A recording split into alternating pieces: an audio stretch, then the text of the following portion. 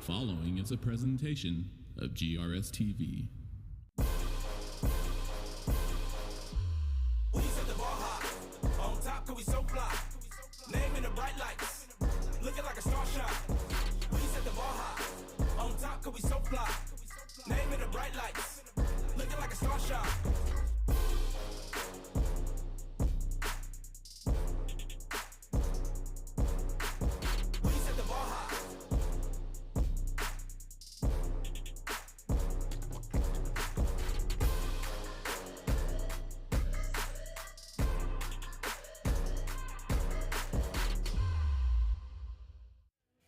It's the first day of fall and a great night here for the third week of district play, homecoming to boot, as the Lakeview Patriots take on the South Garland Titans. I'm Steve Reeves. I'm joined along with my partner, Scott Garner.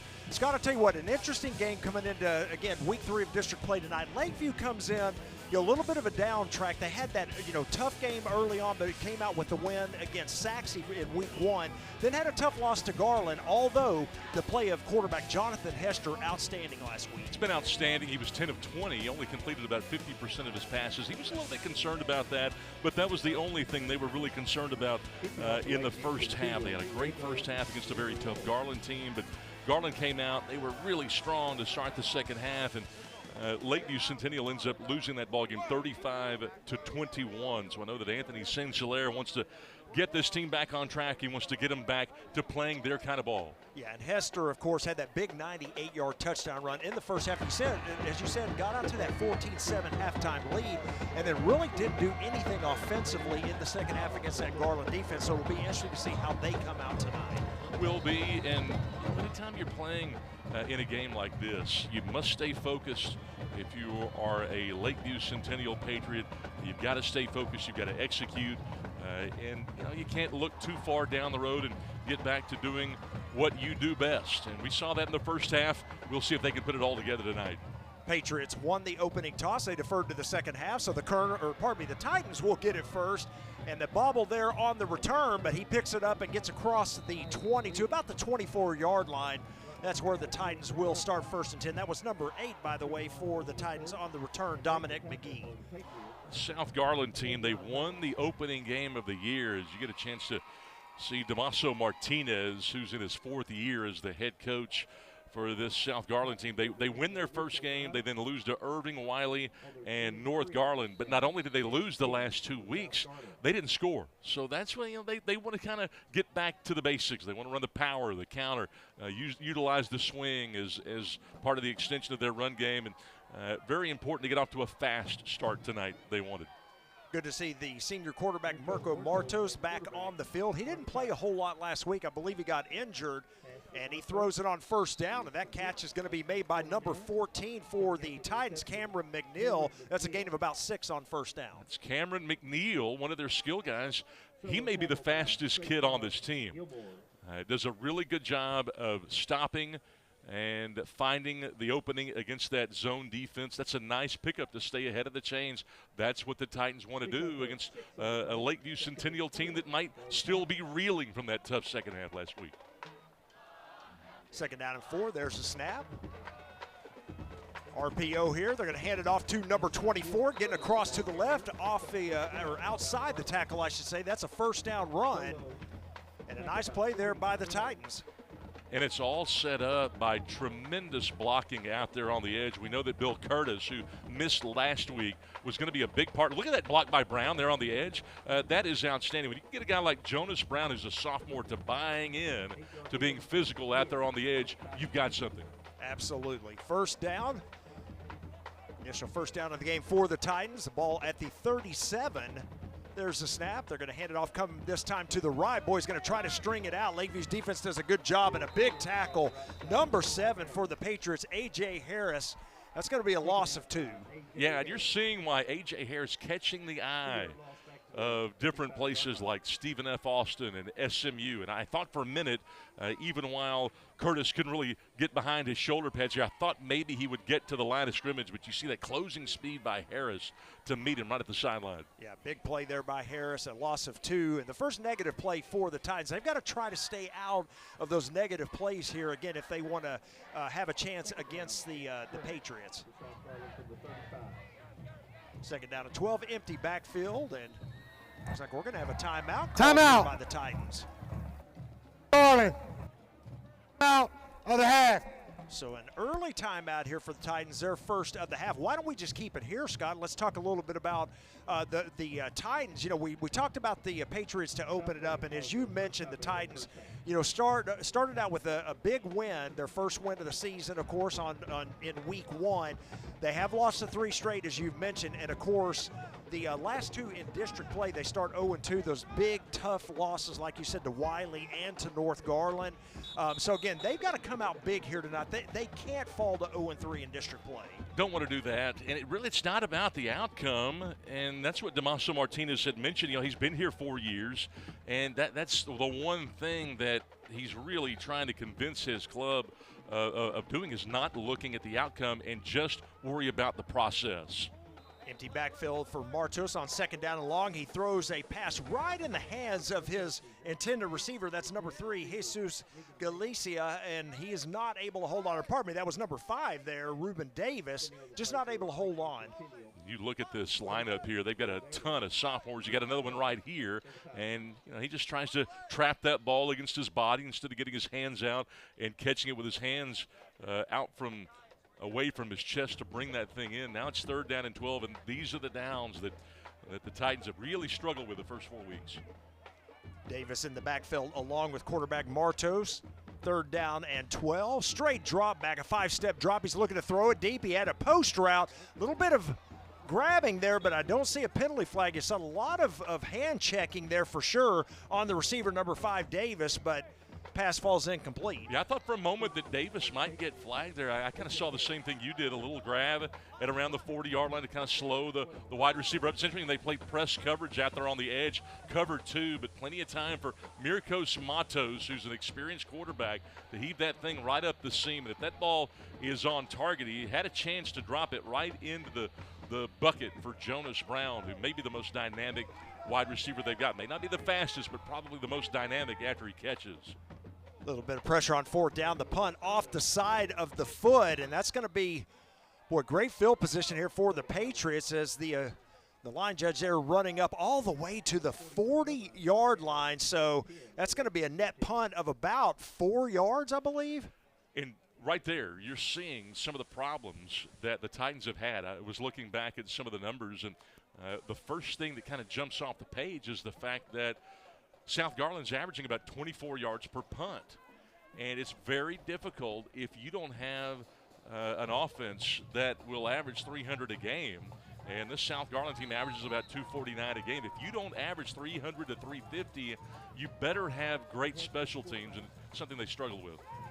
First down for the Patriots at the Titan 40. There's going to be a pitch on the end around there. Number 16, Jonathan Whittle. We saw him make a couple of big plays last week against Garland. A nice pickup there on first down of about 6. Yeah, Whittle's a nice prospect. I really like watching this guy play. Jonathan last week had 3 catches after 7 the week before. And you see there, nice gang tackle right there by South Garland. But they want to get him out beyond the hashes to see what he can do in terms of trying to make guys miss. So that will go as a pass. So a 6-yard reception for Whittle there on that first down play. Second down, there's the snap.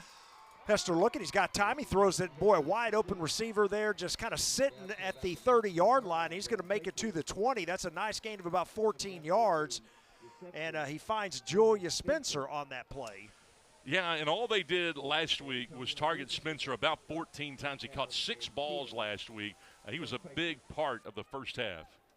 There's a snap. Hester, the quick throw out. The catch is made once again. Spencer, he's going to try to run back to the middle of the field where he runs into 2 South Garland defenders. Number 56 there for the Titans on the tackle, Castaneda, and a pickup of only a couple on the play.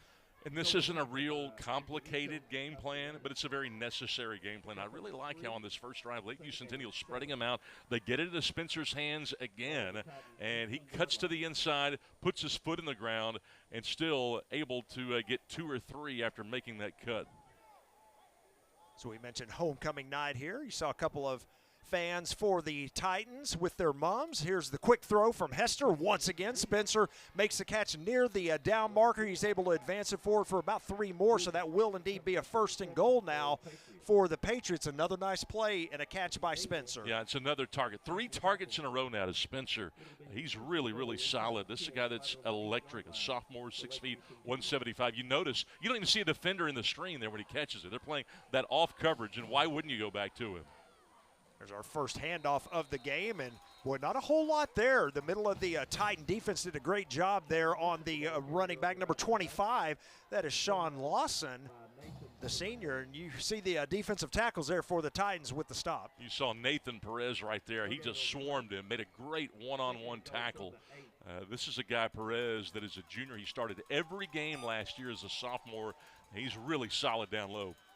Handed off once again, this time to the left between – or off tackle, I should say, and that once again Lawson with the carry. He's going to get down to about the 6-yard line, so not a whole lot there on 2nd down as well. It's going to set up 3rd and long. And I like this. Watch the hard edge that South Garland, right there. See that hard edge? They force him back inside. Really good technique by Avion Pacheco, the senior outside linebacker, who was a captain tonight out there on the coin toss. Very nice play by the South Garland defense.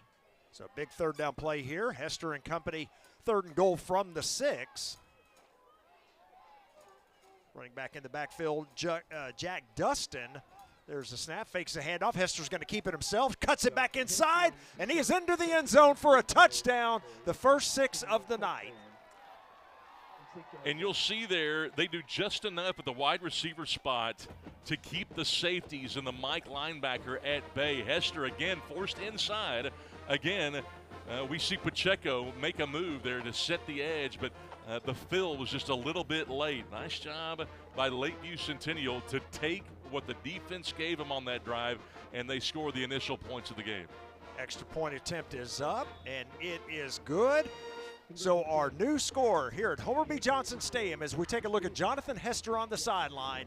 Lakeview 7, South Garland nothing. We'll be back after these messages. We are all connected to something bigger than ourselves. Change one thing, change everything. The things we do today have an extraordinary impact on a child's future. A better child, a better world. GISD has a ripple effect on our community. Every lesson can positively affect our future leaders. We are Garland ISD, impacting lives, changing futures. It's what we call the GISD effect.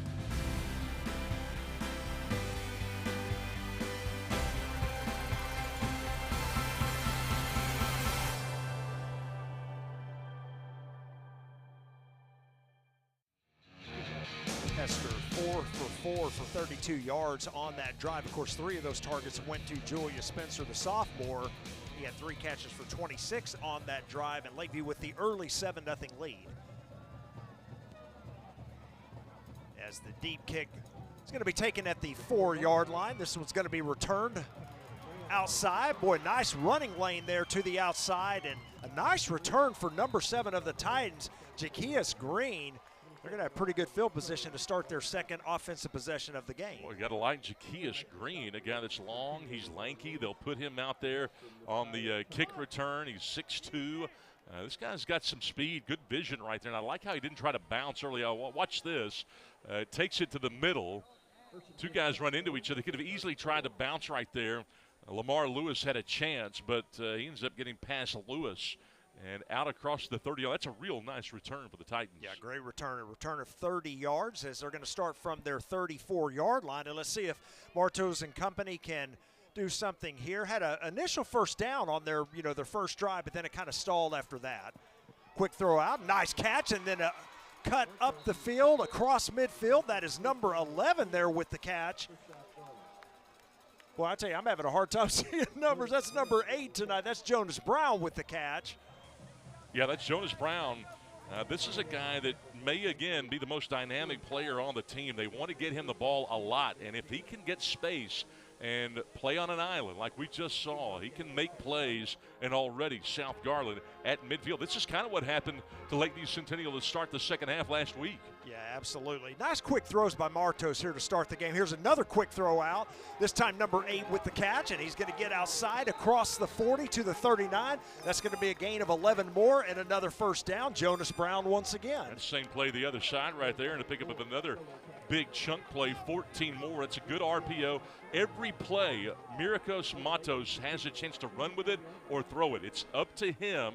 It's at his discretion. He's like another coach on the field. They run the same play to the other side, and already South Garland kind of rolling here, and they've snapped it just twice.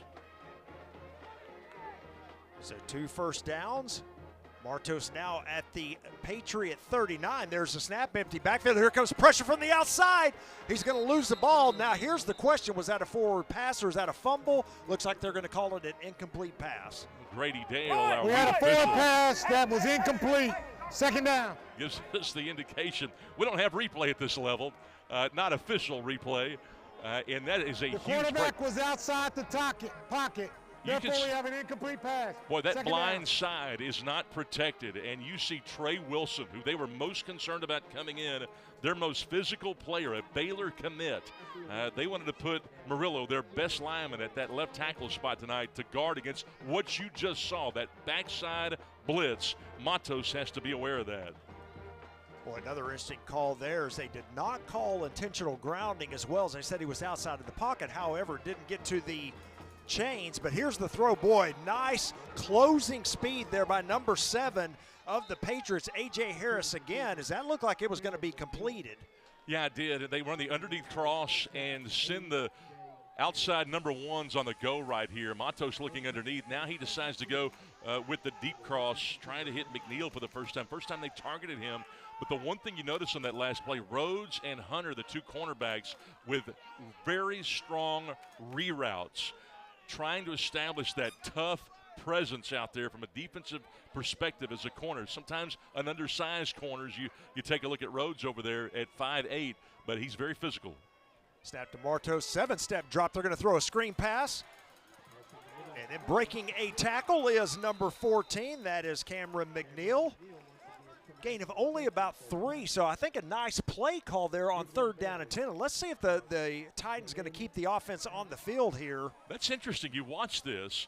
They develop it well. It's executed. They get him in space. I thought it was read well by the defense. I thought that Davis did an even better job of trying to shake the guy, McNeil rather, trying to shake the guy, did that. I thought everybody did their job on that play. I did too, and we've got a 4th down and 7 here. The Titans do indeed keep the offense on the field. Got a double wing look here. One back in the backfield along with Martos. Here comes pressure from Wilson. A throw down the sideline. Wide open receiver. Oh, and he can't hold on. Are they going to call that a fumble or they're going to call it incomplete? Boy, Reuben Davis had an easy touchdown. Turnover on down. First down, Lakeview. And I don't know whether the concentration wasn't there, but he did not come up with the catch. That time Matos looked off the outside receiver, and I'm not sure exactly what happened, but Reuben Davis, who tried to catch that ball, turn and run before he had it, just could not haul it in. He knew it was going to be a touchdown when he was able to lose the outside linebacker, Jason Romero, and he forgot to make the catch. Boy, that is tough. And you saw their great look on the slow-mo from the replay there. And, yeah, he just never had the handle. I think you're right. No. I think he was kind of shocked that he was that wide open, knew he had a touchdown right there and just didn't, reel the ball in. Yeah, he wasn't the only one shocked. So the Patriots take over 1st and 10. You see the play there out to the 41-yard line. That's a gain of 5 yards to the running back, number 30, Jack Dustin. Go ahead. To add insult to injury, not only do you not get the score, you give the ball back. Hester going to keep it himself to the right side. And, well, I tell you what, if he breaks that tackle there, he may still be running. But a great play out there by number 45, Pacheco, once again. Boy, Pacheco solid. Third-year guy on the varsity. Big hitter. Plays great technique, sets the hard edge. That's a strength of the South Garland team. I've been impressed with the guys up front here for the Titans the first couple of drives on defense. And that's, that's not an easy play to defend. That's the old quarterback counter, and Lakeview Centennial kind of wanted to get back to that tonight.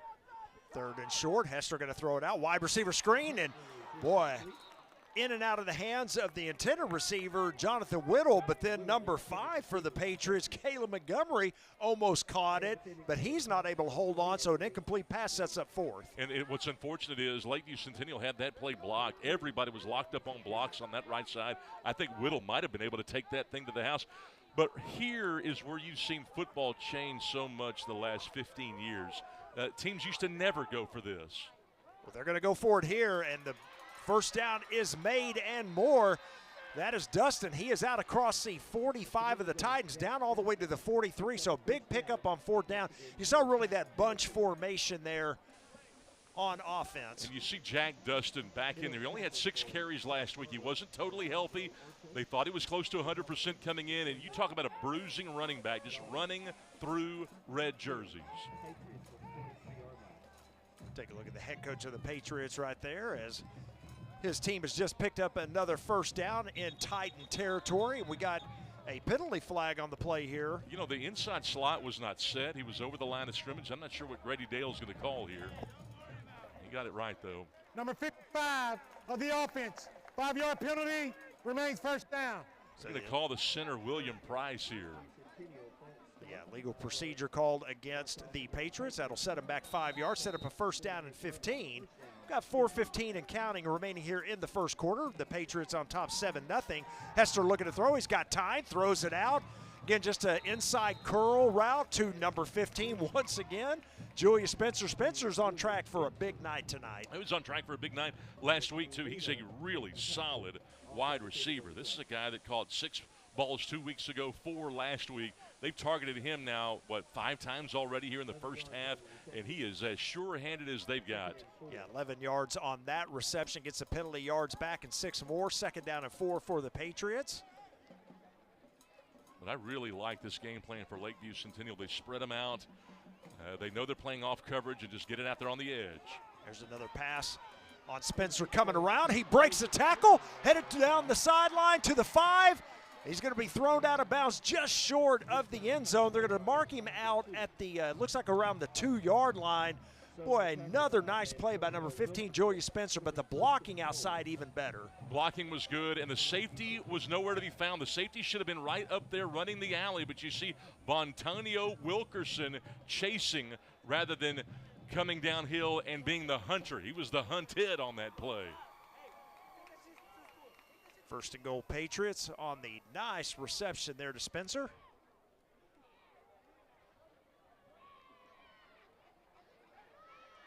And a touchdown by Dustin to the left side between the left guard and tackle. The Patriots are on the board once again following that 34-yard reception to Julius Spencer.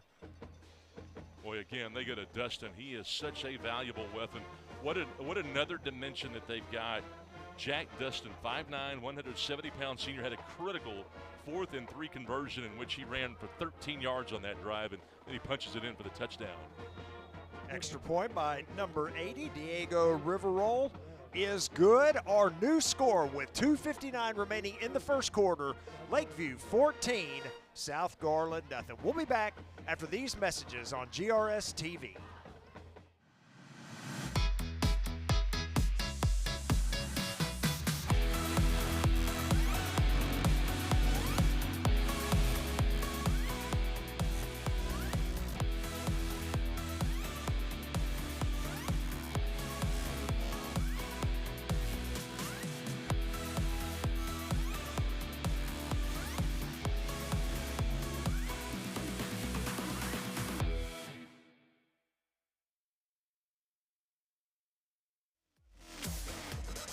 Look at the Patriot band on the sideline as we come back from break. It's 2:59 remaining in the first quarter. Lakeview on top 14-0. A 2-yard run by the running back for the Patriots, Dustin, and they're up by 2 scores here in the first quarter.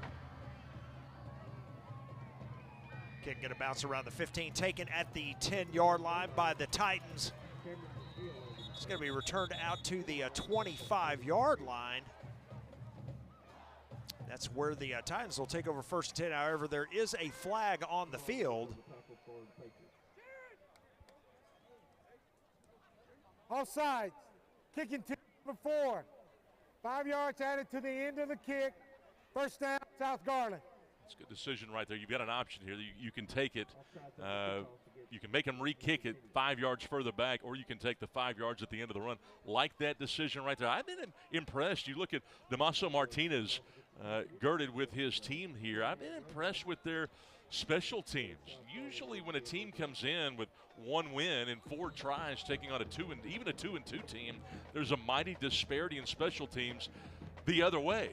But South Garland has had a little bit of an advantage there on returns tonight. It's a little surprising, I got to tell you. Yep. We saw that 30-yard return by Green a moment ago. We sure did. Please set the game clock to 2:47. 2:47 on the game clock.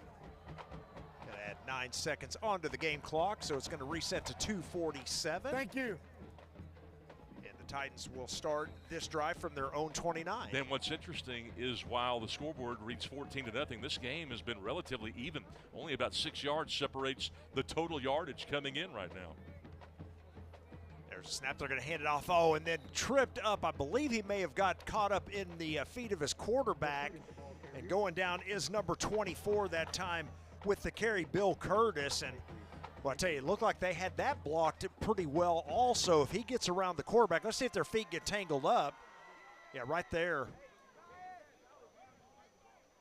Yeah, it's a loss of 3 there. Bill Curtis, a player that is a senior that's been in the program for 4 years. And you need to mention that because, you know, especially in a district like Garland, you've got an open district and players kind of shift around some, coming in, going out.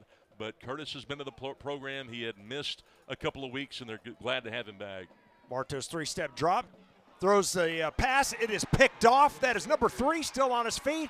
Got a wall set up here to the right side. Tripped up and tackled it around the 24. Well, that pass came out a little high for Martos. The receiver probably would tell you he should have had that one, but it's in and out of his hands. And watch this great reception by number 3 of the Patriots. That's Zion Chambers. Ball was tipped. I thought for a moment that Brown might make a diving catch right there. Great athleticism by Zion Chambers, who had 7 breakups coming in, the 5'8" junior. Really good job of running after the interception. Believe it or not, that's the first pick that either of these 2 quarterbacks has thrown all year. All year. That's exactly right. First down and 10 Patriots. This time they're going to start from the Titan 24. So good field position on the last 2 drives for the Patriots. They're going to hand the ball off to the left side. Boy, good job by the Titan defense. Able to shoot through the gaps that time, and loss of 1 on that carry. Yeah. Oh, sorry. Go ahead, Scott. Well, I was going to say, you know, there's always little things that you sort of look for when you're watching teams play, and I really am impressed with how Derek Brown kept his feet moving right there, just kept them running. Or rather, Jack just kept them running rather than going down. That tells me that this club's well coached. Hester back to throw. He's got all day to throw across the middle. The catch is made. It's going to be a first down Patriots, a 14-yard reception. That is number 5, Kalen Montgomery. That's his first catch of the game. Like watching Jonathan Hester. Watch the mechanics. Watch how he gets good extension on that throw. Really follows through and put it right on the money where only his wide receiver could catch it. Really good footwork, good mechanics, and it starts with the offensive line giving him plenty of time. Nose of the football right on the 10, so first and goal. The handoff to number 20. He's going to go into the end zone. That is a touchdown for Derek Brown. Derek Brown, who is listed on the roster as a quarterback, really running behind his pads and making a cut, getting upfield in a hurry. Watch him right here, a little read option, make a cut, and quickly downfield. And he's not touched until Orta is able to reach him at the goal line. Nice job of blocking that time by number 52, John Akita. He's able to get to the second level and make the block on the linebacker that sprung him on the play. The extra point is up and good.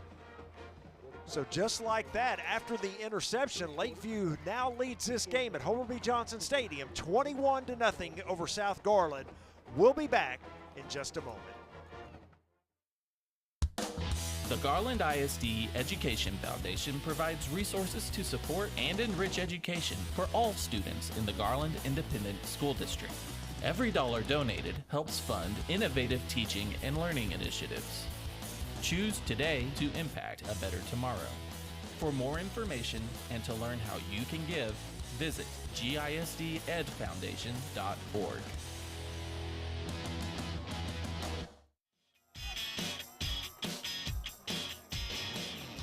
Drill team there cheering on their squad as they've got a 21-0 lead. And, I'm going to echo what you said just moments ago, Scott. This is 21-0 Lakeview, but I'll tell you, South Garland has really played well in this first quarter. This game's a lot closer than what the score indicates. It's interesting, you listen to coaches talk, and when Damaso Martinez talks about his South Garland Titans, he talks about how, he's been here now 4 years, and he's building a culture. And, he had to make some changes here in the offseason with some personnel, just trying to get everybody to practice and things like that. But you watch this team, and I must admit I'm a little bit surprised at how well they're executing on certain plays, how well coached they are in special teams, how well the defensive front functions. I really like how Damaso Martinez has orchestrated and operated. He came over from Plano ISD and took over for, I believe he directly succeeded Josh Ragsdale here at South Garland. But Coach Martinez starts with character first. And maybe some growing pains, and some guys may have to sit. He's got a couple of guys that have had to sit some games this year. But he's got to send a message, set the tone, keep a high standard. You don't meet that standard, well, there's going to be a consequence. And that's how great programs are built, and you're seeing it on the field. I know they're down 21-0. Timeout, South Garland. That's just second timeout of the half. I know it's kind of hard to believe it when you're down 3 touchdowns early on, but it's funny as I watch them. It doesn't look like a team that should be down 3 scores. I mean, remember, they had the interception and the turnover on downs that should have been a touchdown. Right. So it should be a different score for sure. But he's got some things. Sometimes you see teams, they may win 1 or 2 games for a season, and there's not a whole lot there. There's not a whole lot to build on. But it's not like that with the South Garland team. I'm a little surprised, pleasantly surprised when I watch them. Yep, I'm right there with you. They look good so far here in this first quarter, albeit, like you said, if not for the interception and really the drop touchdown, this could be a 7-7 game now. For sure.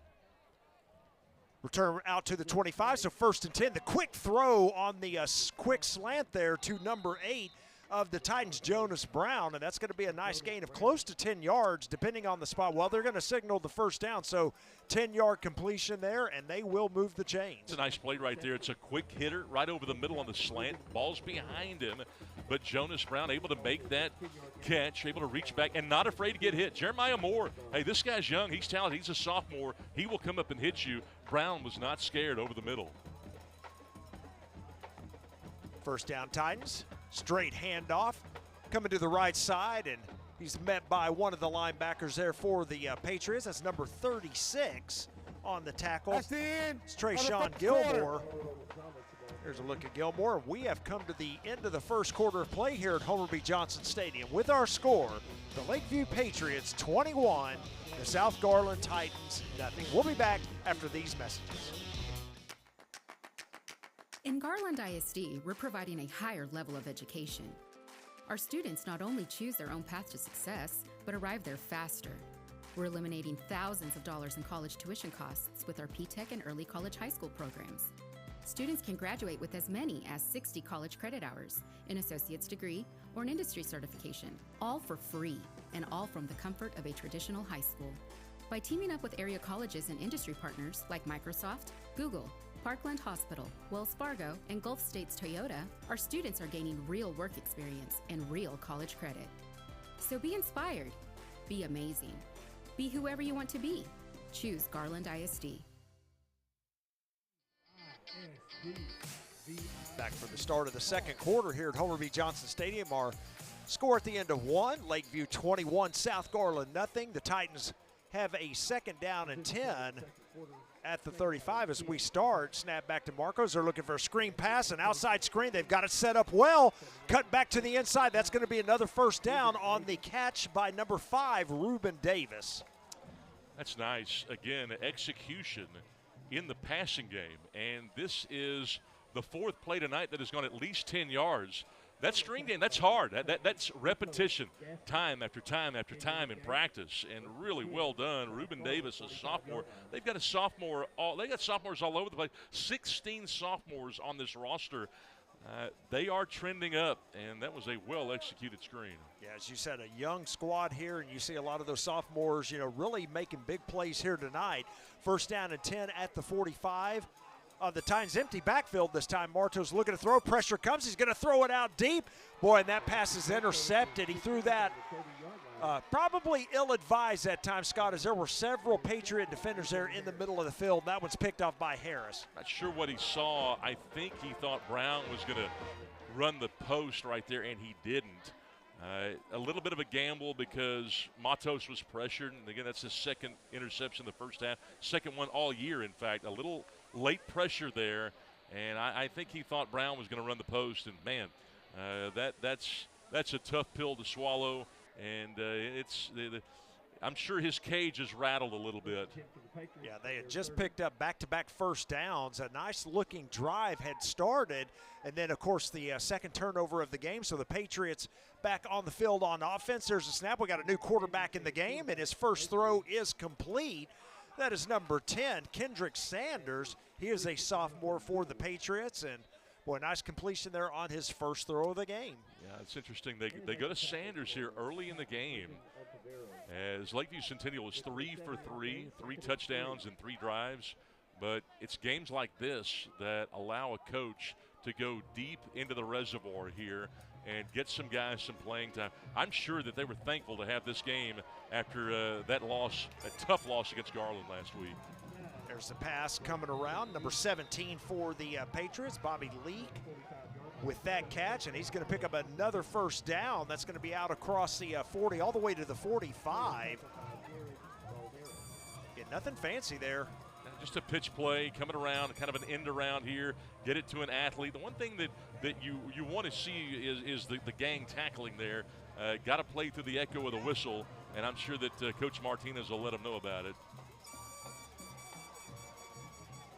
There's a snap. This time the handoff up the middle. Boy, nice run. And then nice yards after contact there. He's going to pick up 3 more at the end of that run. Another first down, a gain of 12 yards for the running back, number 25, Sean Lawson. Chunk plays here for Lakeview Centennial as they try to pile it on early here in the 2nd quarter. But Sean Lawson, a guy that just was starting to get back into shape. He's not big, 5'8", 208 pounds. Well, a couple of broken tackles here on the throw to number 16, Whittle. Finally tackled at around the 12. Nothing fancy, just a wide receiver screen that time, and Whittle took it for a long way. And this is the part in the game where if you're a South Garland Titan, you've got to strap it on and you have got to really focus. A lot of broken tackles here. Jonathan Whittle, this is a player that's a big target. He had 3 catches, a couple of touchdowns last week. They're not afraid to go to him. Fade to the end zone that time, and running out of room. Pretty good coverage out there as well by the corner, number 18. They were looking, of course, for number 16, Jonathan Whittle, and you see number 18 there, Borner, on the defense there. Pretty good job of press coverage. Well, they target Whittle. He's got the hands. Remember, he had 7 grabs against Saxey a couple of weeks ago, and they'll throw the fade to him. That's the big play to Whittle. They'll watch that fade. They may go back to him. Who knows? Yeah, Whittle all alone at the top of your screen. They're going to fake the handoff, roll out here. Penalty flag on the field. Quarterback is going to take it into the end zone for a touchdown, but we will check the flag on the Patriots sideline. This one perhaps coming back. Boy, this is a really nice Lakeview Offside. Centennial offense. Defense number 57. That penalty is down. So we get an offside call against the Titans. So that 14-yard touchdown run by number 10, Kendrick Sanders, will stand. When Sanders running a little read option here, the RPO gets a block downfield. Didn't need much of one. There wasn't a lot of rallying to the ball on that South Garland side. And pretty easy score right there for Lakeview Centennial. Extra point attempt is up, and it is good. So a little over 2 minutes here into the second quarter. Our new score, Lakeview 28, South Garland nothing. We'll be back after these messages on GRS TV. We are all connected to something bigger than ourselves. Change one thing, change everything. The things we do today have an extraordinary impact on a child's future. A better child, a better world. GISD has a ripple effect on our community. Every lesson can positively affect our future leaders. We are Garland ISD, impacting lives, changing futures. It's what we call the GISD effect.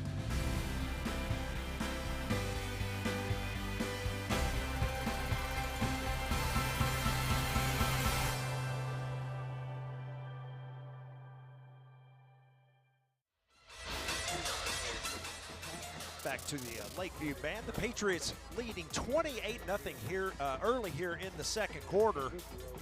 We are excited that you joined us on our 20th season of broadcasting on GRS TV, the one and only GRS TV. Scott Garner along with myself, Steve Reeves, and we're happy that you're here. Set for kickoff. Homecoming night for the South Garland Titans. A high pooch kick there is going to be taking it around the 32, and then tackled almost immediately is the Titans' number 5, Davis. They're going to start this drive 1st and 10 from their own 34. That's interesting. We talked about the advantage that the Titans have had in the kick return game, and they went ahead and just went ahead and kangaroo kicked that thing to avoid the return, even in a 28-0 game. Yep. But, you know, Lakeview Centennial, I really thought they had a great chance last week. You know, it was a 14-7 game against Garland, and, you know, they were leading by 7 at the half. But you know how quickly games can change. And speaking of kicks, it was that big kickoff return that got Garland going, and that was sort of the beginning of the end last week for Lakeview Centennial. It was. Pass incomplete there on first down. A little high for the intended receiver. Just, again, another one of those quick throws from Martos, this time not able to connect. Like Matos, that was there, but again, the coverage has been pretty solid tonight. Gray, the outside linebacker, Corey Gray, 3-year starter, talented, pretty explosive, a guy that came in with 20 tackles and a tackle for a loss. That's the one thing that you notice about Lakeview Centennial. The back end of their defense is physical. We mentioned Hunter, Zion Chambers, Jamar Rhodes. They're about as physical as it gets at that cornerback spot in this district. Hand off this time to number 22 coming around to the outside. That's an easy face mask called. There comes the penalty on the plays. You saw him, turn the player around, the running back there, number 22 for the Titans. That's Alvaro Gonzalez, his first carry. Horse collar, number 42 of the defense. 15 yards added to the end of the run. Automatic first down. You see Coach Sinclair there, not real happy about the call. Not happy about it, and you want to stay disciplined. It doesn't make any difference your opponent. You play to a standard. They run the counter there, and we see Gonzalez trying to get to the edge. And when you get beat, that's where penalties occur, when you're not moving the feet, getting in front. Jason Romero just having a hard time mirroring there and stretching it out. Ended up where, his last resort was to grab the shoulder pads, and he got flagged. Yeah, interesting there. Like I said, I saw the quick face mask. He did let go pretty quick, but I have to agree with Coach Sinclair there. I didn't see a horse collar on that. So maybe a little bit of a break there for the Titans. First down throw there goes incomplete. Again, quarterback Martos a little high tonight on his receivers. He was looking once again for Davis and just out of the reach of Davis on that throw. The one thing, though, he might miss some targets every now and then, but Matos is kind of like a coach on the field. He's a transfer from California. Came in from the big state of California. They got great football over there, too, but he can direct traffic. He can get these young players lined up, and I think that's the big benefit of having him there. I think there was talk of him going to Garland initially, but ends up coming to South Garland. With a handoff coming around to the left side, and it gets swallowed up in a hurry. The handoff to number 24, Bill Curtis, and there's a look at number 18, Corey Gray, the linebacker for the Patriots, had Nothing of that. Yeah, no, you got to get him blocked. He reads run very well. If you can't stretch the field in the pass game, he will get to the line of scrimmage in a hurry. Does a good job of wrapping him up behind the line of scrimmage. That's another way that you can tell if you're watching a great team. How many tackles for a loss do they have? Will they get to the line of scrimmage? Will the backers run fit on time? And we've seen Lakeview Centennial do that a number of times here in the early portion. 3rd down and 13, looking for that screen once again. The catch is made, but boy, he could not escape the grasp of number 24, Nico Gaston, the senior defensive lineman for the Patriots, able to read that play, and it's going to be 4th down and long. Nico Gaston had 8 stops last week. He had a tremendous game. And, you know, the Titans are kind of caught between a rock and a hard place because, you know, you see a lot of screens run, particularly the tunnel screens and the middle screens. When you have an over-pursuing defensive front, you've got a little bit of that for Lakeview Centennial, but not really enough to where you can trust that screen game. You got to have guys make plays, and so it's really hard to call plays right now if you're the Titans. Boy, nice punt this time, but this will be returned. That is the dangerous number 7 who loses his helmet, A.J. Harris, and gets out across the 22, the 24, and that's where the Patriots will take back over. You know, you mentioned, Scott, the last week again, that game, and again, 14-7 lead at half. Lakeview feeling pretty good about it themselves. I think and you mentioned the kickoff return by Garland coming out there in the 3rd quarter, really the catalyst. And, you know, we talked about last week, you and I did that game, and, you know, they went 19 minutes in the second half, -7 total yards for the Patriots. They couldn't get anything going offensively. Well, and Anthony Sinclair had mentioned that was the big part of the second half. That was what he was most concerned about, how, you know, the defense was put in such a tough spot. I mean, it was short field after short field after short. You do that against great teams, and you're going to pay a price. Hester back in the game. A little bit of a low throw and not able to pull it off the ground. There is number 17 for the Patriots, the intended receiver, Bobby Leake. So incomplete pass. Again, Hester back in the game at quarterback. It's interesting how Jonathan Hester's such a part of what Lakeview Centennial does. He's involved, and they've put the analytics to it. He is involved in about 64% of every play run, of every snap. It's going to be Jonathan Hester either running it, throwing it, making some kind of decision. He is heavily involved in what they do. Well, hands it off this time. A nice run by number 4, the Patriots, Savion Hunter, his first carry of the game, and that's going to be a 1st down run, gain of about 13.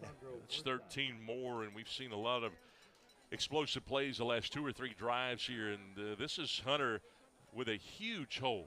And, you know, that's a great hit, too, though, by Orta, who came down. This is a guy that's really dedicated at that safety spot. Alessandro Orta probably spent more time in the field house over the summer than anybody else on their defense. They love the fact that they get to start him this year. Play action, and, boy, what a great throw that time by Hester. Really threaded the needle to his receiver. That, once again, number 15 for the Patriots, Julius Spencer. Watch this throw. Again, it's good footwork, very little pressure, high toss, but Spencer, such an athlete.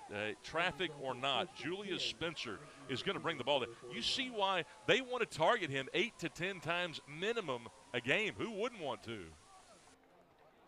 1st down and 10, just shy of midfield.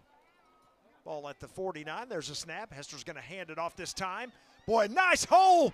And he is going to take that one to the house. Savion Hunter with the 51-yard touchdown run.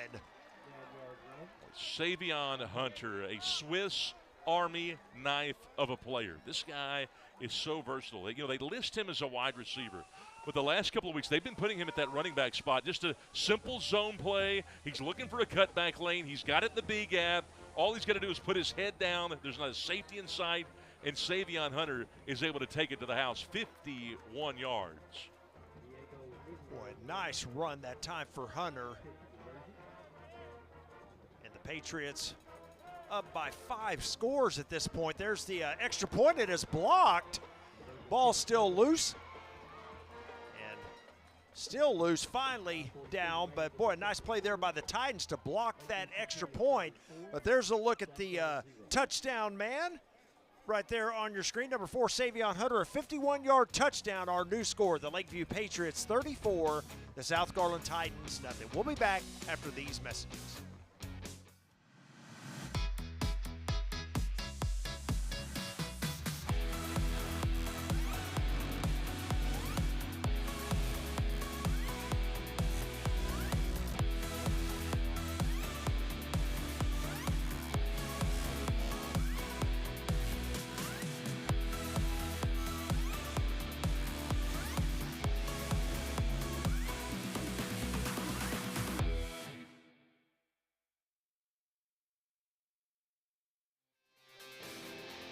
There's a look at the home side at Homer B. Johnson Stadium. A great shot there. Look at the beautiful sky in the background. Lakeview with a 34-0 lead. You know, when you walked outside today after work, I mean, didn't it feel like fall? It did. 109-degree air temp or whatever it was. You and I were talking about that before the game. First day of fall, but it still feels like summer for sure. Man, does it? No wonder the kids are confused what season it is. Exactly. High kick is going to be taking it around the 6-yard line. See if the Titans can get good field position out of this. Pushed out of bounds is the return man for the Titans. That is number 14, Cameron McNeil. Forced out of bounds by Savion Hunter.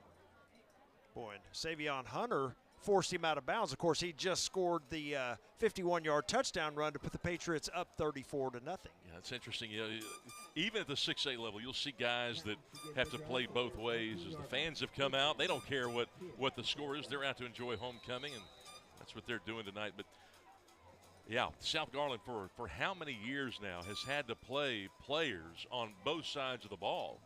And Coach Martinez knows, you know, you do that repeatedly week after week. It's hard to win games and finish in the third and fourth quarters of games. It's just hard to do that. It's extremely hard. And you know, he's built his team this year to where only one guy is having to go both ways, and that's Darwin Murillo. Boy, another overthrow. The new quarterback, pardon me, that is Mirko Martos still in the game, number 4. But he does overthrow his intended receiver, number 5, Ruben Davis, coming out of the backfield. And again, he's just been a little high on his passes tonight, just a little off. There have been some balls that have been out of the reach, out of the catch radius of some wide receivers. Again, a little pressure, a little bull rush right in his face. Wasn't able to finish off that throw out to the edge to try to hit Ruben Davis. But Mirko Matos, lots of RPOs. Haven't seen that just a whole lot. They found themselves down. They give up a touchdown every single drive on defense. Timeout. Garland. That's their third and final timeout of the first half. Come on, Grady. South Garland with their third and final timeout of the half. Why don't we just keep it here? Well, I tell you, 34-0. Lakeview, you know, comfortably on top here in the first half. We've talked a little bit about it. In that first quarter, it was really kind of back and forth. You know, even though Titans were down 21-0 after 1, they were really in the game, you felt like. They were. It's gotten a little bit away from them here in the second quarter, and let's see if they can get some momentum here going into half. Well, the disappointing part is, you know, when you're trying to coach a team that's down now, 1-3 coming into the game, playing a good Lakeview Centennial team, now all of a sudden you've given it 2 straight scores to start the game, now 3. It's hard to convince the kids that you're playing to a standard, and you need to go hard every single play. It doesn't matter. You're not playing to a scoreboard. You're playing to our standard. That's a very hard sell. Very tough. Boy, low snap that time. Martos able to grab it. The nice throw out, boy, that was a nice throw to his wide receiver. That's going to be a first down grab of about 14. Let's give him 15 yards on the catch. That is 0 Jordan Hogg with his first catch. That's Jordan Hogg, and that's the 4th different wide receiver to catch a ball. That was right on the money. Nice job just outside the numbers on a little hook route right there as we see the cornerback, Jamar Rhodes, get there a little bit late. Really nice route run, though, by Jordan Hogg, the junior wide receiver. He'll be back next year. Yeah, great throw. Possibly his best of the night.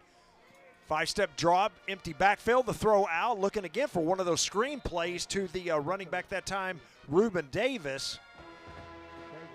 Well, Lakeview's defense Sniffed that one out pretty quick. Number 42 there on the tackle for the Patriots, Jason Romero. Yeah, they're swarming too. You've run this now 5 or 6 times, and you can only do that so long before they catch on. But it just tells you how South Garland really feels like Lakeview Centennial continues to over-pursue a bunch. And it's not as if, these screen passes aren't working. They're getting good yardage off of these most of the time. 2nd down and 10 now for the Titans as we approach the 4-minute mark in the 2nd quarter. There's a snap. They're going to hand the ball off this time, coming to the left. Boy, trying to outrun, and he's going backwards, and that's something you do not want to do, especially against this Lakeview defense with all the speed.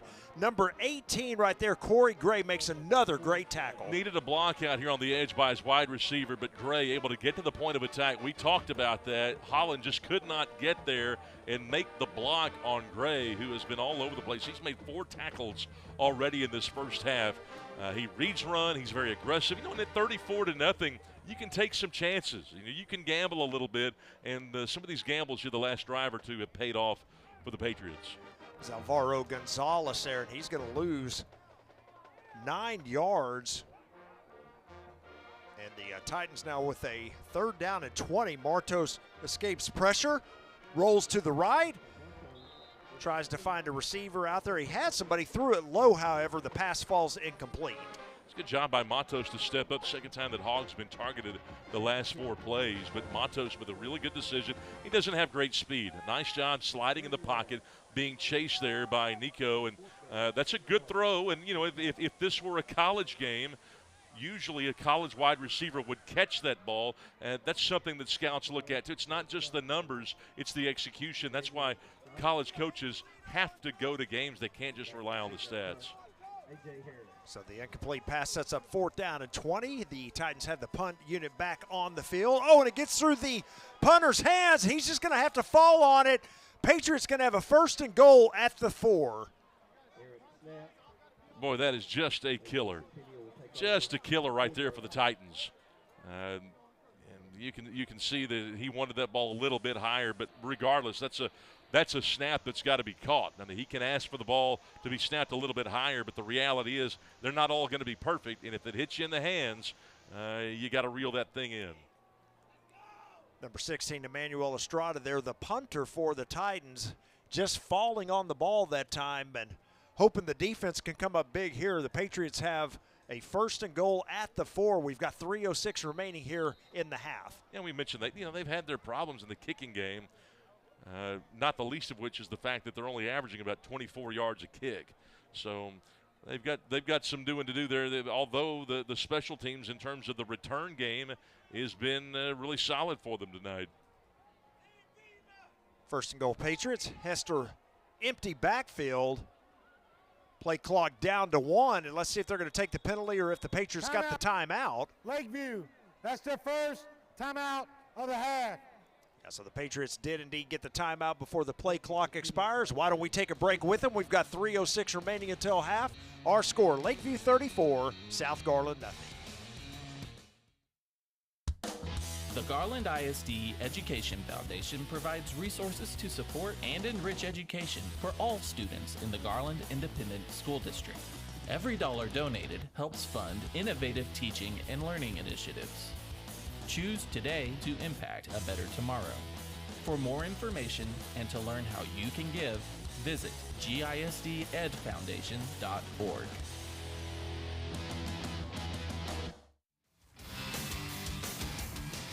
Back from timeout, the Patriots offense coming on the field. They're on the right side of your screen. Got a 1st and goal from the 4-yard line after the muffed punt there by the Titans on 4th down and 20. Fakes the handoff. Hester throws it to the end zone. Boy, good coverage out there they were looking for. A penalty flag comes out. Interesting. Thought it was good coverage. That's Mina, who's a backup cornerback, Anthony Mina, who might be called for interference, maybe a hold if it occurred before the pass was thrown here. Grady Dale will get it to us. Pass interference, defense. It happened in the end zone. The ball will be placed at the 2. So half the distance to the goal or penalty in the end zone at the 2. Either way, they're at the 2. Yep. Yeah, it wasn't much of a penalty right there, but again, Lakeview Centennial will just line this thing up. 3 minutes to go. They'll try to extend this lead to 40-plus here going into the break. But I thought it was a decent play there by the backup cornerback. There's a snap. Hester this time hands it off to Dustin, who is going to push his way into the end zone for the touchdown. That's his second of the night, and the Patriots extend the lead. Well, Jack Dustin, again, they missed him last week when they were only able to hand the ball off to him 5 or 6 times against Garland. He is quite a weapon from the 10-yard line going in or the 10-yard line coming out. Really solid option. He and Lawson sort of carry the mail, even though last week it was Hester that ripped off that 98-yard run from scrimmage. Got to be the longest in program history, doesn't it? You would think so, absolutely. Extra point attempt is up and good. You see Dustin there on the sideline after he scored a second touchdown. Our new score, Lakeview 41, South Garland nothing. We'll be back after these messages. In Garland ISD, we're providing a higher level of education. Our students not only choose their own path to success, but arrive there faster. We're eliminating thousands of dollars in college tuition costs with our P-Tech and early college high school programs. Students can graduate with as many as 60 college credit hours, an associate's degree, or an industry certification, all for free, and all from the comfort of a traditional high school. By teaming up with area colleges and industry partners like Microsoft, Google, Parkland Hospital, Wells Fargo, and Gulf States Toyota, our students are gaining real work experience and real college credit. So be inspired, be amazing, be whoever you want to be. Choose Garland ISD. 2-yard touchdown run by Lakeview Centennial's Jack Dustin has extended the lead to 41-0 Lakeview over South Garland. Dustin now 4 carries, 22 yards, and those 2 touchdowns. Kick going to be taken at the 15. This one's returned. Well, nice return out across the 30 to about the 33, maybe 34-yard line, depending on the spot. And a pretty good return that time by number 8 of the Titans, Jonas Brown. Yeah, Brown's done a good job in returning kicks. Green's done a nice job. And you see Brown running behind his blockers, being patient, seeing daylight, full head of steam, spun off a hit. That's the thing. Some of these skill guys, not only do they have speed, but they've got some toughness to go along with that too. Martos 1st and 10 for the Titans. There's a snap, empty backfield, throws it out. Looking for an out route from his receiver. His receiver really stopped that time, so a little miscommunication between the quarterback and receiver, and the pass is incomplete. And Canis kind of tangled up right there. You see Savion Hunter, who, again, goes both ways. They'll line up and they'll hand the football off to him as a wide receiver or running back, a slot guy. But he's a great athlete. I thought for a minute there might have been a chance they might pull the flag out there. He's a 10-400 guy. You talk about speed and quickness. Boy, throw across the middle. That time looking for number 22. That was Alvaro Gonzalez, and in and out of his hands.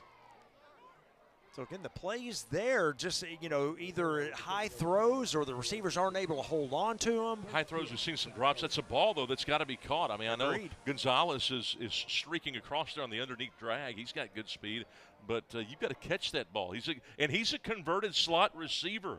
This is a guy that it's not like it's a running back strictly trying to make a catch. Another screen play set up here. Boy, Lakeview reads this one well. And how about the comeback tackle there by number 44 of the Patriots? That is Jalen Allen. It's Jalen Allen against Jonas Brown, is the most dynamic player that the Titans have. Brown's able to put his foot in the ground, make a cut, and yet still it's Jalen Allen, a 3 technique that's able to track him down. Talk about a high motor. When guys continue to go and continue, they never quit. That's fun to watch. Allen has that high motor. Trey Wilson, haven't called Maurice Johnson a whole lot tonight, but Xavier Wright, another one of those. The Lakeview Centennial defensive front, they've got guys up there that really continue to play hard. Boy, a clean snap that time. A good punt, and then a little bit of a fumble there by number 7 of the Patriots. A.J. Harris may have had a late hit that could have been called there at the end of that play as well, but no flag comes out, so the Patriots will start 1st and 10 from their own 32. It's unfortunate, too, because South Garland their first couple of drives, it looked pretty promising. They snapped it 5 or 6 times, another 8-play drive that ended up being a turnover on downs on a drop touchdown pass. They started off well, but the last 3 or 4 drives, they just haven't done a whole lot. 1:45 remaining until halftime, and a penalty flag comes out. Infraction on the offense, number 17. Broke the formation with 12, 5-yard penalty, still first down. So a substitution infraction that time by the Patriots, one of the few mistakes they've made tonight. Yeah, and Anthony Sinclair, if you watch this game here in the second half, you're going to see some different formations. And remember, they went for it on that 4th down and went into that sprinting to the line and that power set that we had yet to see this season from them. But they wanted to come out and work on some different formations tonight.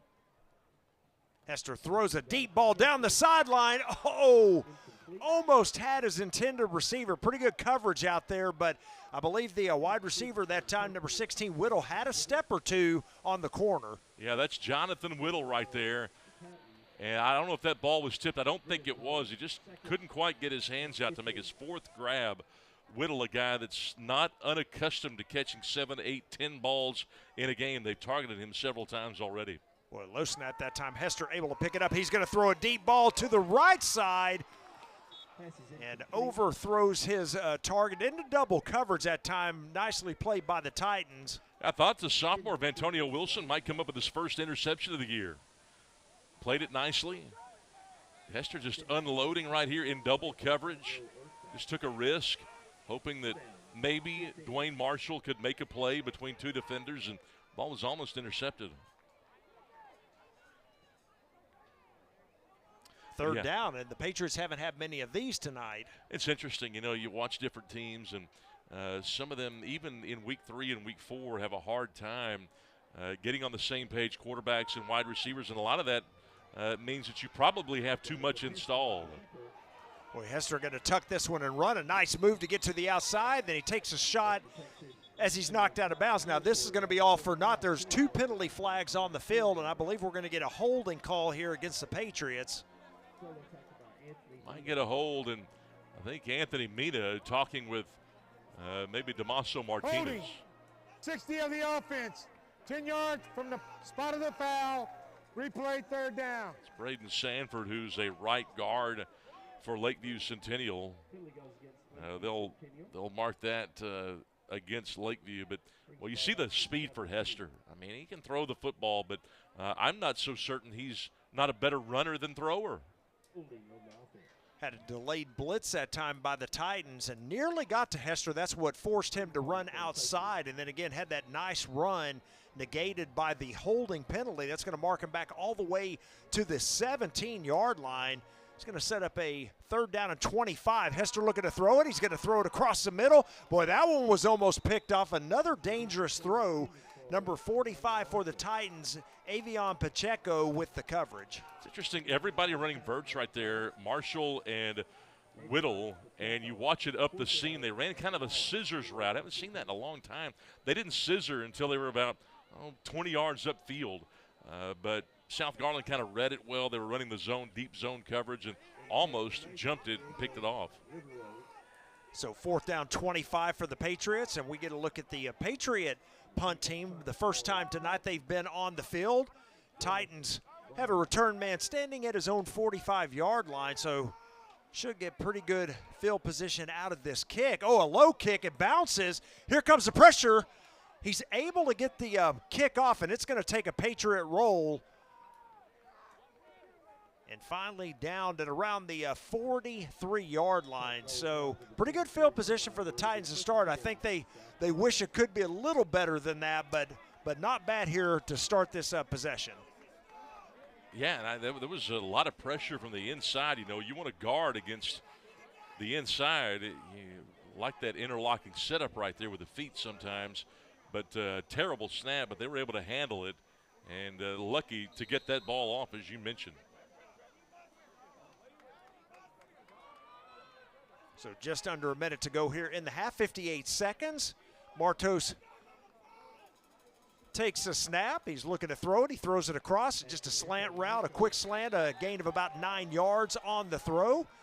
Titans with no timeouts remaining got the hurry up here going. Not a prevent defense, but as off of coverage as you will see, and you're right, just a little slant from that #1 receiver, but I thought a nice form tackle there right in the middle of the field by the DB there.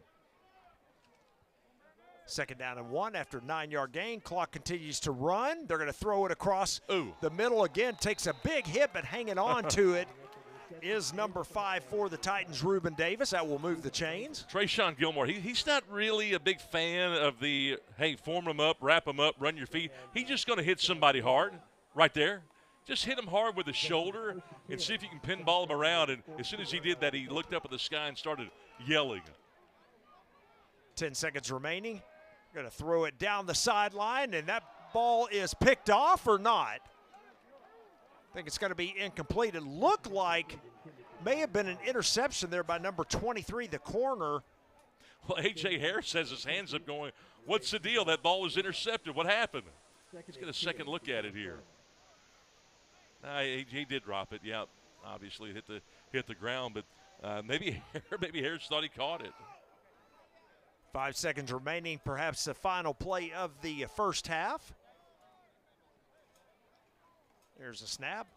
5-step drop, pressure comes, a low throw, the catch is made. Clock winds down to 0, the tackle made, so catch made, but not a whole lot there on that play, and we have come to the end of the first half. It is, and these two teams are going to the locker room. Obviously, it's one-sided.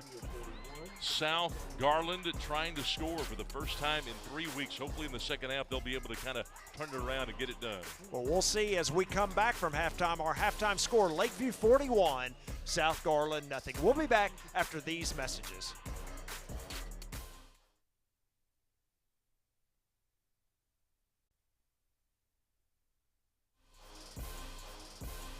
Back at Homer B. Johnson for the start of the third quarter. Our halftime score, Lakeview 41, South Garland nothing. So all Lakeview really in that first half, Scott. And let's take a look at some of the first half highlights. Take a look at it, and you know this Lakeview Centennial team, they were trying to rebound after a tough loss to Garland, and obviously the Titans had not won a game since that first week back. They were coming off back-to-back shutouts, hoping to get off to a good start. See the bands here, the drill teams, cheerleaders. And here's our first highlight. You see Hester open up the scoring with the nice touchdown run. Got the Patriots up to a 7-0 lead earlier. Get a handoff to Dustin, one of his 2 touchdowns. That's the first of his 2 touchdown runs. Nice run there for a touchdown. That, of course, was Aaron Brown. Dustin, or the fake to Dustin, pardon me, that was the new quarterback on that touchdown run, Kendrick Sanders.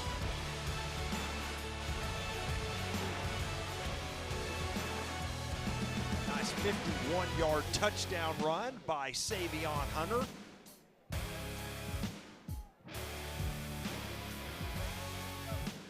Dustin with his second touchdown run of the first half.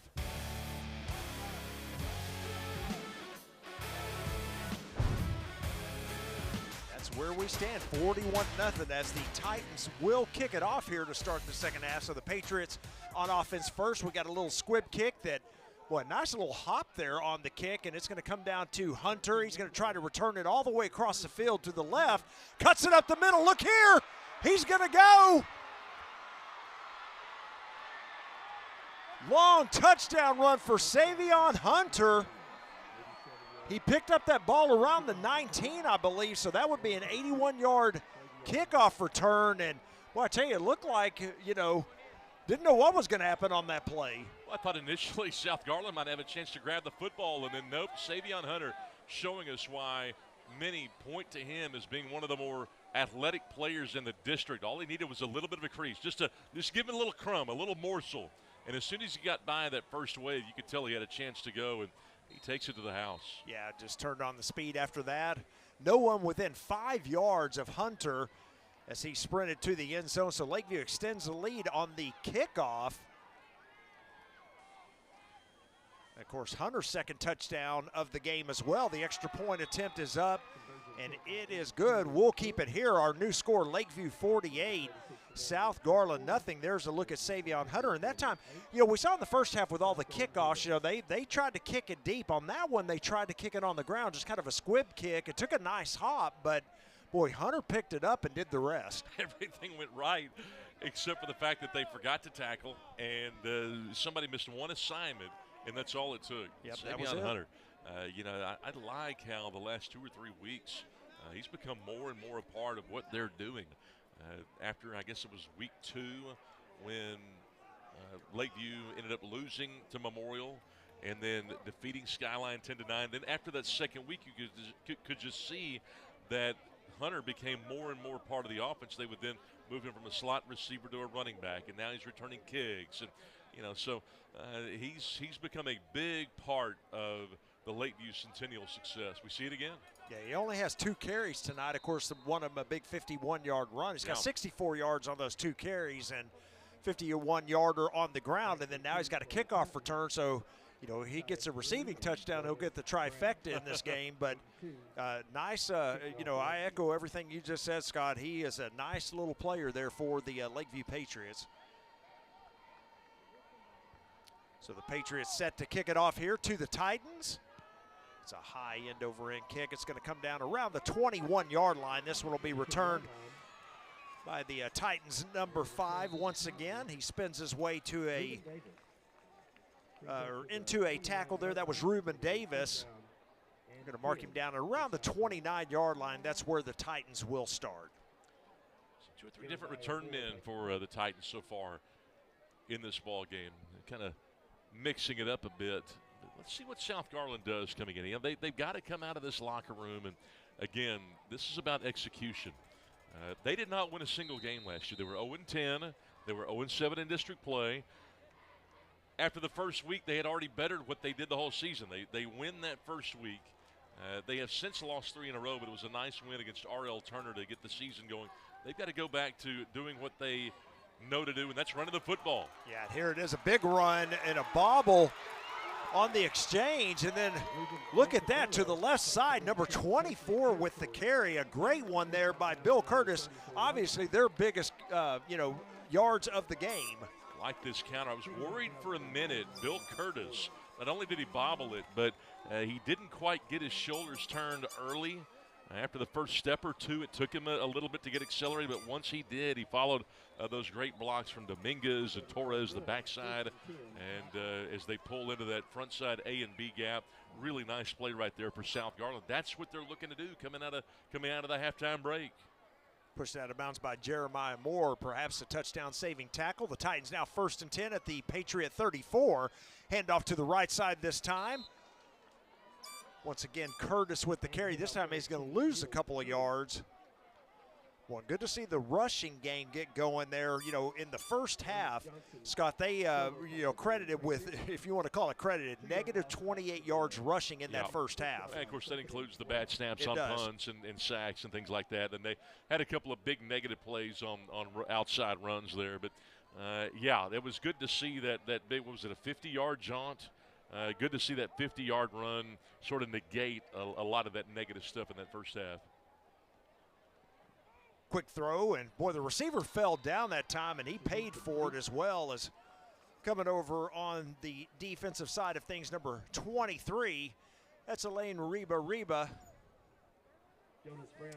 Hey, you watch this, just a little one-step drop, and it's a great pass. I really feel for Mirko Matos. He's been in the system for a few years now.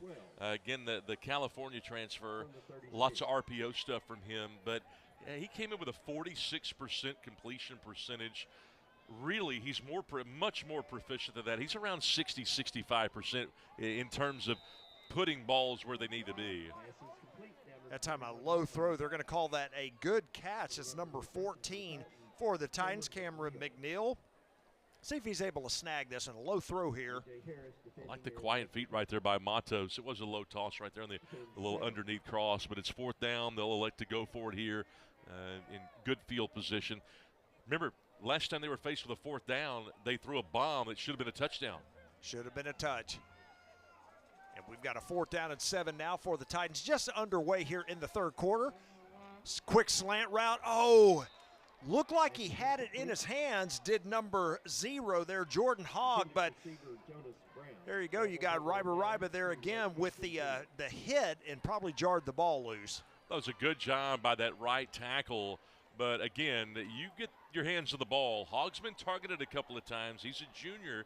He's got some experience. He got hit when the ball arrived, but again, if Matos is playing at, let's say, the junior college level or the D2 or D3 level, that's the ball that's going to be caught. Yep, and absolutely. that's what scouts are looking for. They're looking for the mechanics. They're looking for the poise. And really, they're going to be looking at Matos coming out the next drive. How's he going to respond to that when things didn't really function favorably there? How will he respond to that? New quarterback on the field to start the second half is Kendrick Sanders. Of course, we saw him on that one series. He scored a touchdown in that series. He's back in the game here to start the second half. He's going to hand the ball off to number 25. That's Sean Lawson, and a nice gain on first down of about 6. And you and I were talking at halftime about how valuable a game like this is for a team. And it doesn't seem like it. You know, you look at the scoreboard and you say, well, what are you talking about? It's 48-0. But you've got back into the bench players that need to get in there and need to get reps. And we're seeing one right now in Sanders. Sanders fakes the handoff that time, tries to run to the right side, turns it upfield, gains about 3. So it's going to be third down and short coming up here for the Patriots. And what happens, God forbid, that if Jonathan Hester got hurt, you're going to need a guy like Sanders right here who's getting practice just at the mesh point right there where that ball's in the belly of the running back. He's got to practice that game speed. Do I keep it? Do I pull it? What am I looking at? We left the end unblocked. How's he doing? Is he coming to me? Is he going inside? So these are all things that these young players are having to practice right now. There's that quick toss again on the end around. It's worked so well for him in the first half to Bobby Leak, and he's able to pick up the first down as he comes to the left side. There is a penalty flag on the play, however. Down on the Lakeview sideline. Compared to last week, it's been a relatively penalty-free game on both sides.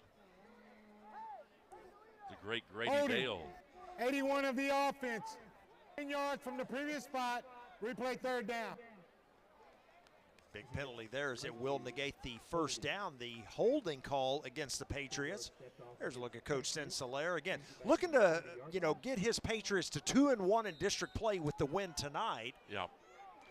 And he's been with this program for a while. 2016 was the Lakeview Centennial team that got to the postseason, won their first playoff game in almost 30 years. They talk about a team that has been trending upward. This Lakeview Centennial team for the last 6 years has really taken a turn. Third down and 12. The throw out. Boyd threaded the needle. Nice throw from the quarterback that time. He's going to get back to, they're going to give him the first down. Looks like the forward momentum there, or forward progress, are going to give him to the 41. So that's 11 yards and a first down. Nice play, nice throw right there by the young quarterback. Put it right where it needed to be against that zone defense. Nice conversion. Boy, nice job by the receiver, too. You see so many of those receivers stop short of the first down marker, but he sat right there. Ball was delivered.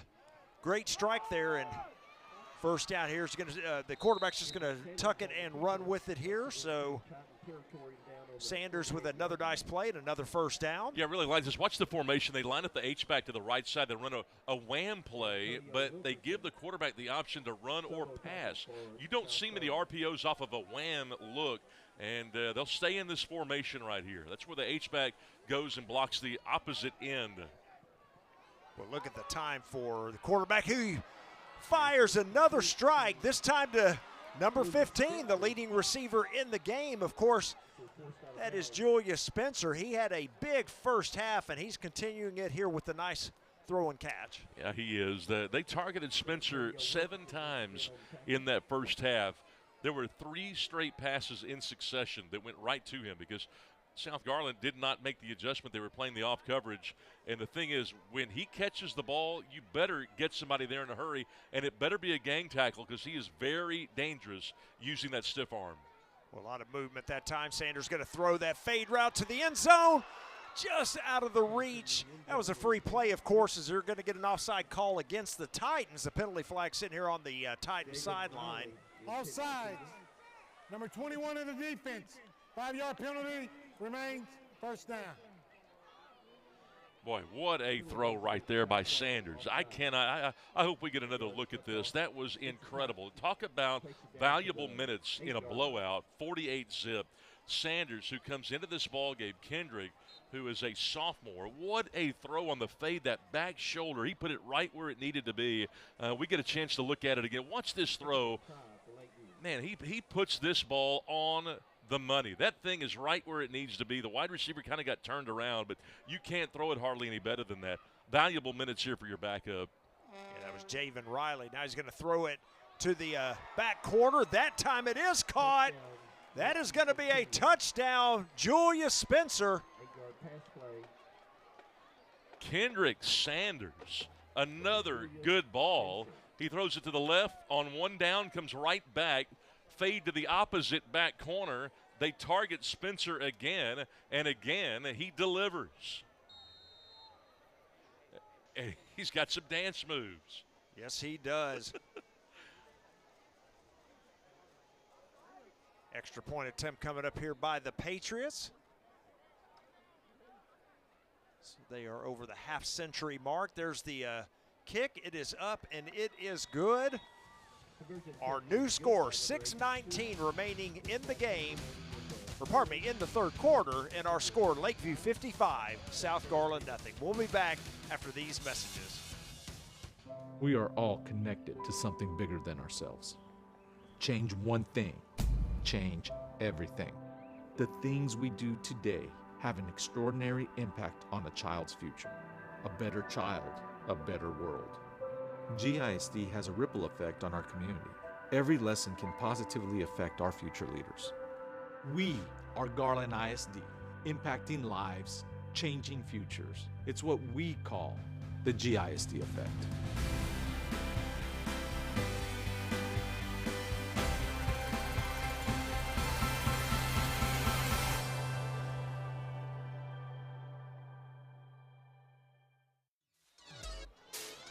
Look at the homecoming crowd for the South Garland Titans. Hadn't been a great homecoming ceremony, you know, in terms of the football game. Right. But of course, so the fans, they had a great time before. So they saw the, you know, the crowning of the homecoming king and queen. It's been a great homecoming night here for South Garland, albeit not on the scoreboard.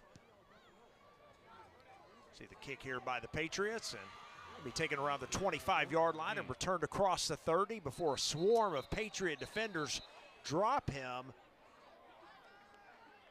A nice form tackle right there by Messiah Tucker. I'd like to see that. That'll give you goosebumps. Watch this. Could not get to full acceleration. There's Tucker. Nice. Keep those feet running. Messiah Tucker is also a tight end. He's a senior. Really nice play. Titan offense back on the field. That was an 8-yard reception by Julius Spencer right after the 5-yard penalty. He now 9 catches, 138 yards, and that touchdown. So another big game by Spencer for the Patriots.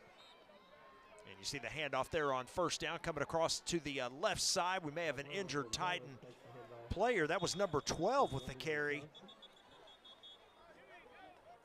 Romeo Johnson. Injury, timeout. And again, really good play there by Lewis, Lamar Lewis. You're seeing Romero, Lewis work in there. Sometimes we'll see Gilmore at that linebacker position. Fans still hanging out and supporting both of these two teams in a 55-0 game. You know, you and I were talking about Lakeview and how they've been on an upward trend since 2016. And during one of the breaks, you and I were talking about Kendall Miller, the Lakeview Centennial coach who was here, what, 6-7 years, I believe?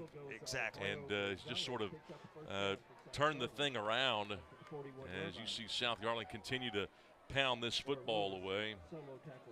Gonzalez, again, their #1 back senior with a nice run to move the sticks. But Kendall takes the job over at Emerson High School in Frisco, first-year program. Right.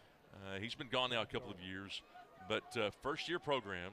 and all he's done over there is take them to a 4-0 record through the first 4 weeks. There's a handoff right up the middle once again to number 22, Alvaro Gonzalez. Yeah, nice run. Like Alvaro Gonzalez, again, we mentioned he's a converted slide. Gained the starting spot when the running back who was here going into the offseason moved to Arkansas. Gonzalez takes that starting role, and he's a guy that will hit the hole, doesn't dance. He's had a good night tonight. 4.5 minutes remaining here in the third. 55-0 Lakeview on top. Titans with the ball. There's a low snap and handoff once again up the middle. Nothing fancy.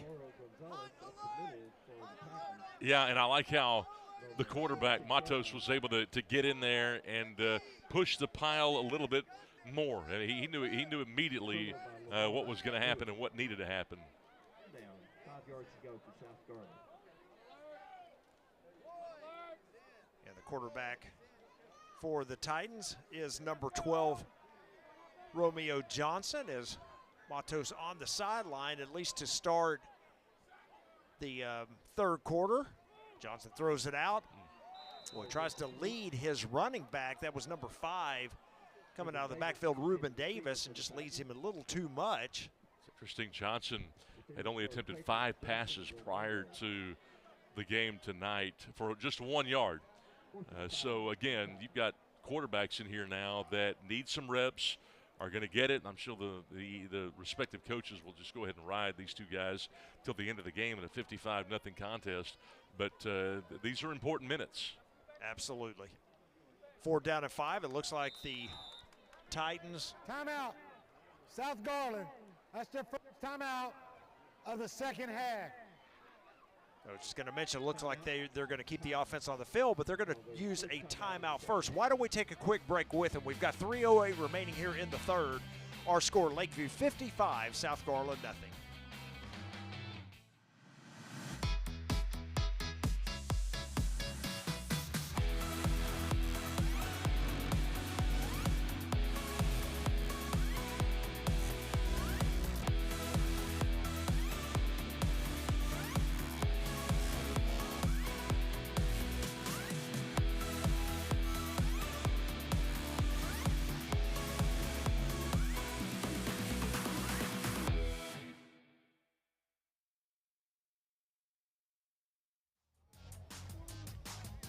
Back from timeout as you take a look at the home crowd. Still trying to cheer on the Titans here. They have a 4th down and 5. They are going to keep the offense on the field. A double wing look here for the Titans on 4th down. Straight drop back from the quarterback. He's looking down the sideline and just overthrows. They were looking at the wheel route that time.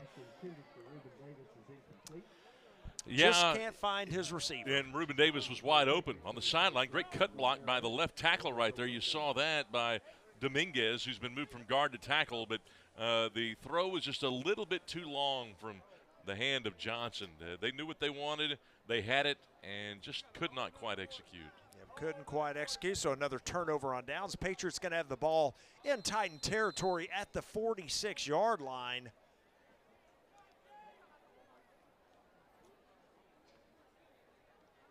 And I would imagine we're going to continue to see number 10, Kendrick Sanders. He's been impressive here in the two drives that he's been in the game.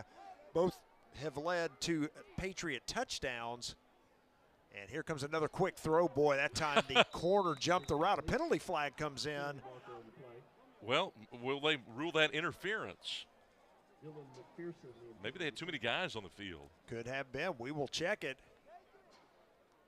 The great Grady Dale. Our referee tonight. How about that whistle on his fingers right there? Oh, yeah. Pretty impressive. Oh, now they're going to wave it. Come on, Grady. They're going to go ahead and roll it. I thought, what do you think they were looking at? Was that too many guys on the field? I thought for a moment, well, maybe it was pass interference, but hey, the DB was just being aggressive, cutting in there to grab the pass. Exactly. Maybe that's why they put the flag up. So the flag is waved or picked up. So 2nd down and 10 now for the Patriots. inside of 2 minutes to go in the third. There's a snap and the handoff this time going to number 20. Cuts it outside down the sideline, cuts back in. Boy, nice bruising run that time by number 20, Derek Brown. Yeah, I like this guy, Derek Brown. He's carried it 7 or 8 times tonight. He bounces, knows he wants to turn the corner, and beats Onaveros, the outside linebacker, to that spot and is able to pick up another chunk play. 1st and 10 at the 31 of the Titans. 55-0 Lakeview on top. Again, they are 1 quarter plus a minute to go here from moving to 2-1 in district play. We'll talk a little bit about the standings here in just a moment. Another handoff coming to the outside. Boy, that time South Garland played it well. Boy, did they. That was Brown again with the carry.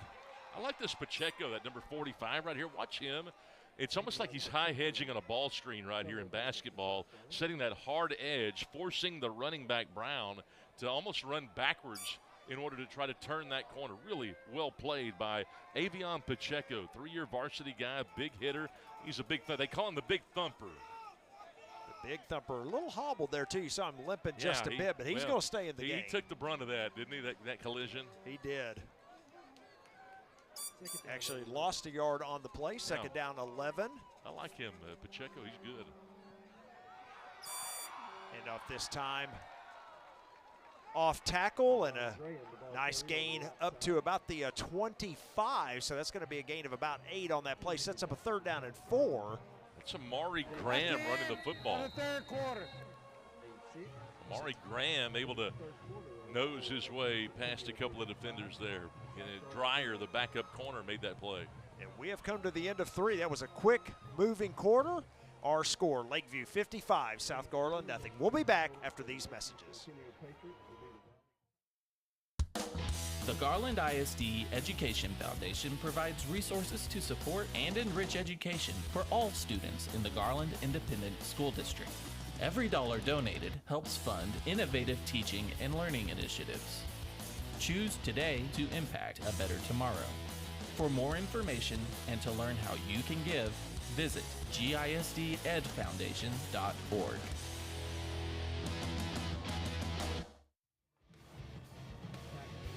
We are back at Homer B. Johnson Stadium for the start of the 4th quarter. Our score, Lakeview 55, South Garland 0 after 3.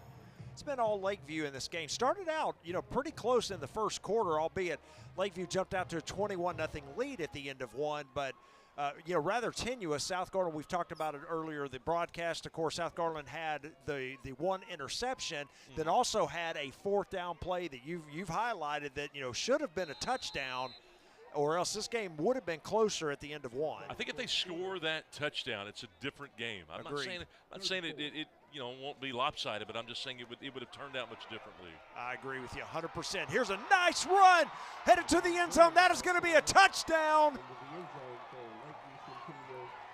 Number 34, Amon Graham, the senior running back in the game. Watch the moves here. What a nice cutback. He made a guy miss the 2nd level, and then a great angle to beat the safety Wilkerson to get the double wide stripe. What a run right there by Graham. Well, a great run and a great feeling by the senior. Again, his first carry of the night goes for a touchdown. Gets big hugs from the coaching staff. Extra point is up, and it is good. So our new score, Lakeview 62, South Garland 0. We'll keep it here. Boy, look at them all. They are excited for him.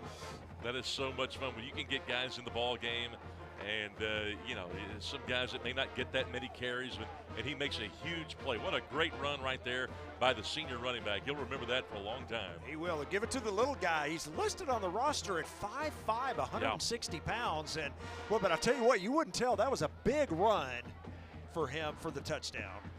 I'd love to get a second look at that again. That was a nice. I liked how he was able to shake the man. Here we go. He shakes the man in the backfield. Watch him. He's got to make a cut in the backfield. Nice. Went outside, then found daylight. And I love that move right there where he puts the left hand down, protecting that football high and tight. That's picture book perfect. Great run by the senior running back, Amari Graham. Fantastic. Lakeview up 62-0, and Well, again, looking to move to 2-1 in district play, and right now at the standings here for 9-6A, you got the Garland Owls right now all alone at the top of district. They've got a 2-0 district record, followed by Wiley East and Wiley, both sitting at 1-0. You've got really a gaggle of teams. You've got this Lakeview Centennial team. You've got North Garland, Naaman Forest, and Saxe all sitting at 1-1, and then South Garland and Rowlett coming in this week at 0-2 in district play. But how about the Garland Owls right now on top of the district? As we see the kick come down to the 15-yard line, breaking one tackle, but then not able to get out of the grasp of the Lakeview defender. So Titans going to start here at their 18. And I really like how Danny Russell is able to reload here as the South Garland Titans have done a really good job for the most part on special. That's probably the best special teams tackle that we have seen in this game from Lakeview, with Gray making that play. But, Garland, they had come into this season really on the cusp of making, after having won the district last year, losing in the by-district round. Many felt like they would be lucky to make the playoffs. That's turned out, I think, to probably be true. But Danny Russell, he does a tremendous job of getting his team ready to go game in and game out. They may not have some of the skill guys that they've had in years past, but they're still very well coached, they're disciplined, and they know how to win football games. Won that big one last week against Lakeview. They've got Rowlett tomorrow night that you will see here on GRS TV. As you see the handoff on first down there, and the quick tackle. That's going to be a loss of 2 yards on the run. At time, once again, to number 22 of the Titans, Alvaro Gonzalez. Again, some of these backers are just shooting gaps. Again, if you don't stretch it vertically, you gotta keep them honest on the ground game. But yeah, you mentioned East at Saxe tomorrow night, Garland hosting Rowlett. But right now in the district, you've got a 4-way tie for third. Right. I mean, there is a lot of questions that are unanswered. Rowlett, they come in 0-4. South Garland 1-3, and both 0-2 in district competition. Those are really the only two that you can say, I'm not real sure about. Yeah, we'll see that Rowlett squad tomorrow against Garland. That's really a must-win for that team. So it's going to be an interesting game tomorrow night between those two. And Rowlett's better than 0-4. Agreed. We saw that last week against Saxe, where it's really a back-and-forth contest, and the Mustangs able to pull that one out. Saw the pass play there on second down. Gain of about 4 on the reception, so it sets up a 3rd down and 8 for the Titans as we are approaching the 7-minute mark here of the 4th quarter. And they've got to get busy if they are going to challenge for a playoff spot, because as you mentioned, hey, we're going to be halfway through this thing in a hurry.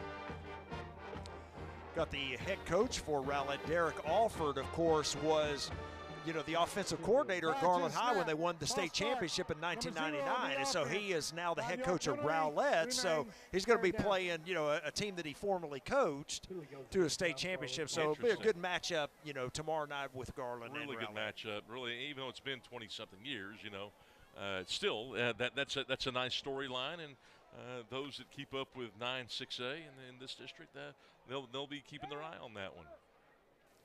Saw the penalty there on the Titans, so 3rd down and 12.